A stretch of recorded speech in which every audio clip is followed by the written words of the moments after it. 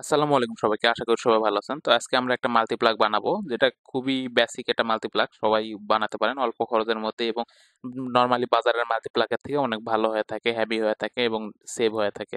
তো মাল্টিপ্লাগ বানানোর জন্য প্রথমে 2 পিন সকেটকে লাইন দিয়ে নিতেছি একটা তারের সাথে। আপনারা এটা তো সবাই পারেন, এইজন্য এটা ফাস্ট ফরওয়ার্ড করে পার করে দিয়েছি। তারপর যেটা আমাদের দেখতে হবে হলো সার্কিট ডায়াগ্রাম। সার্কিট ডায়াগ্রামটা ভালো করে বুঝতে পারলে আপনারা পুরোটা সিস্টেম ভালো করে বানাতে পারবেন আরকি। গাইস দেখতে পাচ্ছেন যে গ্যাং যে 6 পিন সকেটটা আছে।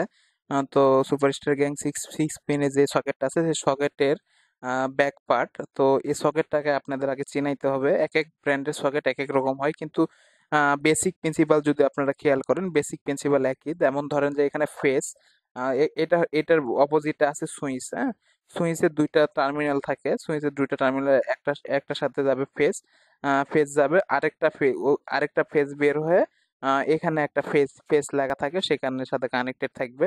আর নিউট্রাল তো থাকেই, কোনোগুলা শুধু একটা ফেজ থাকে, কোনোগুলা শুধু একটা ফেজ থাকে। তো আমি যেটা বুঝাইতেছি, তো সেটা সুইচের কানেকশন ভিন্ন, আবার ধরেন যে ফেজের লাইনও ভিন্ন। তো ফেজের জন্য একটা জাম্পার করতে হয় আর কি।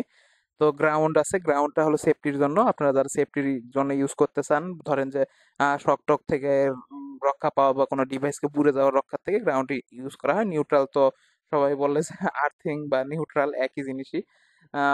আসলে মূলত বলা হয় গ্রাউন্ডকে আর্থিং, আর নিউট্রালকে মনে করি নেগেটিভ বা নিউট্রাল অনেকে বলে থাকে। আসলে লোকাল ভাষায় বলতে চাইতেছি, কোনো টেকনিক্যাল ভাষা ইউজ করতে চাইতেছি না, নর্মাল লোকাল ভাষায়।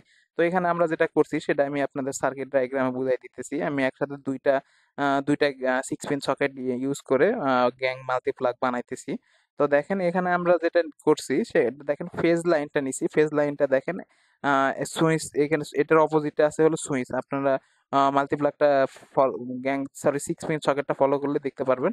তো এটার অপোজিটে আছে সুইচ। তো সুইচের একটা টার্মিনালে ফেজ লাইন ঢুকাইছি, আর আরেকটা টার্মিনাল থেকে ফেজ বের করে এখানেও একটা পি লেখা থাকে, ফেজ লেখা থাকে। রেজলিউশন খারাপ দেখে বুঝতে পারতেছেন না, এখানে একটা পি লেখা থাকে, ফেজ লেখা থাকে, অনেক সময় একটা ফেজও থাকে।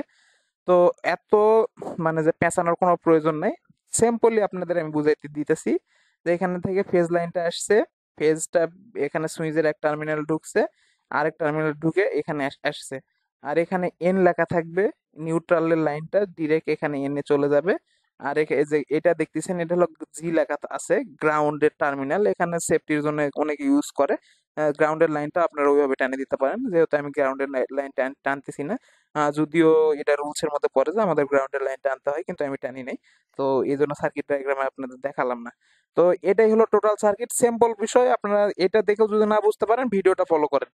আপনারা দেখতে পাচ্ছেন 6 পিন গ্যাং বোর্ডের উল্টা সাইড, যেখানে আমি কানেকশন করে রাখছি। দেখেন নিউট্রালের সাথে নিউট্রাল প্যারালাল করে রাখছি, আবার ফেজের সাথে ফেজ প্যারালাল করে রাখছি।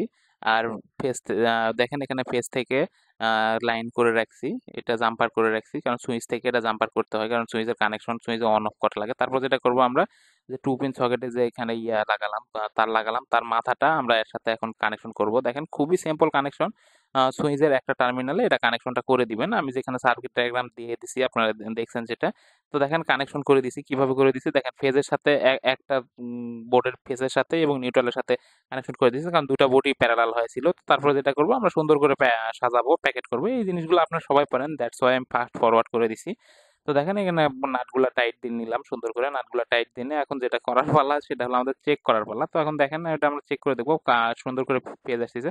তার আগে একটা কথা বললে, কারেন্ট অনেক বিপজ্জনক, খুব সাবধানে করবেন। আর যদি না ভয় ভয় লাগে তাহলে করার দরকার নাই। তো ধন্যবাদ সবাইকে।